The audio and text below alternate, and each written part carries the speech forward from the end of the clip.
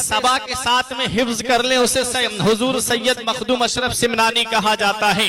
वो हजरत मखदूम अशरफ सिमनानी हैं जिनकी जात के बारे में मैं आपको क्या बताऊं।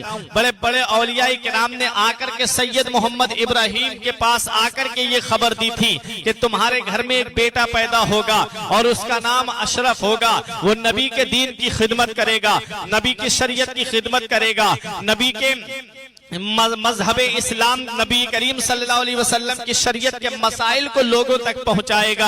हज़रात गिरामी, जब सैयद मखदूम अशरफ सिमनानी इस दुनिया में तशरीफ लाते हैं, जब आपकी उम्र शरीफ 7 साल की होती है, तब आपने कुरान करीम को क़िराते सबा के साथ में आपने कुरान मजीद को हिफ्ज कर लिया था।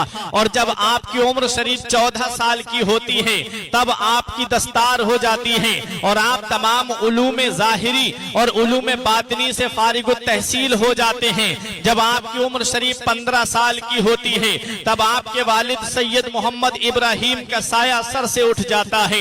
सैयद मोहम्मद इब्राहिम के इस दुनिया ज़ाहिरी से पर्दा करने के बाद में हुकूमत की बागडोर आपके ऊपर आ जाती है, हुकूमत का बारे गिरा आपके कांधों पर आ जाता है। सैयद मखदूम अशरफ जहांगीर सिमनानी को सिमनान के तख्त पे बिठा दिया जाता है, हुकूमत की बागडोर आपके हाथ में दे दी जाती है। मखदूम अशरफ सिमनानी जब हुकूमत को संभालते हैं, तो मखदूम अशरफ सिमनानी तो वो हैं हजरत उमर की अदालत के जलवे जिस शख्सियत में नजर आए, उसी को मखदूम अशरफ सिमनानी कहते हैं। मखदूम अशरफ सिमनानी ने बड़े ही अदलो इंसाफ के साथ में हुकूमत को आगे बढ़ाया और आपके अदल के चर्चे दूर दूर तक होने लगे थे, आपके इंसाफ के चर्चे दूर दूर तक होने लगे थे। जो भी आपके अदलो इंसाफ को कुर्ब जवार के बादशाह जब सुनते थे तो अश अश किया करते थे और वो आपके उनके लिए उनके दिलों में मखदूम अशरफ सिमनानी की एक अलग ही मोहब्बत पैदा हो गई थी। मखदूम अशरफ सिमनानी का अदल इंसाफ क्या है,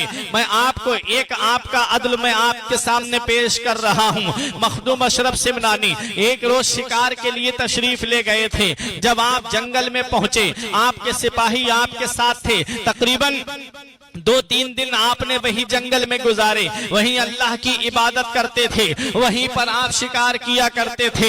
एक बूढ़ी औरत आती है, आंखों में आंसू लेकर के आई है, हजरत मखदूम अशरफ सिमनानी के पास आने की बात कर रही है। सिपाहियों ने उसे रोक दिया है।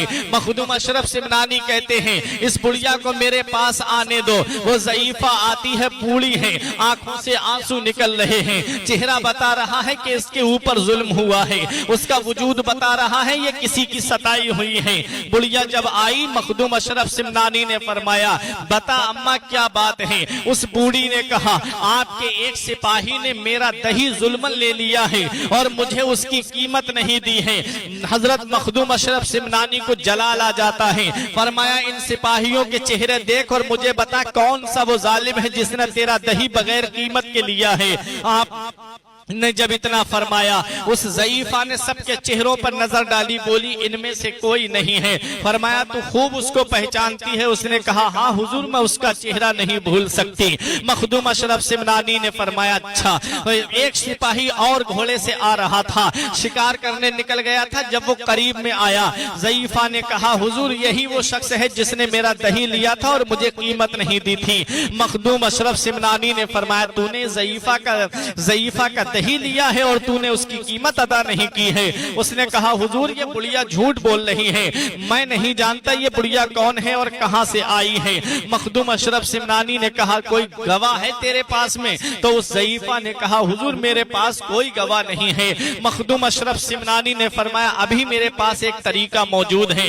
आपने एक सिपाही को हुक्म दिया, चंद मक्खियां पकड़ करके लाओ। चंद मक्खियां पकड़ करके लाई जाती हैं और ला करके उस ज़ईफा के सामने उसके मुंह में डाल दी जाती है उस सिपाही के। जब उस सिपाही के मुंह में डालना था कि उसको तय आती है, उल्टी आती है और वो सारा दही उल्टी के जरिए बाहर निकल आता है।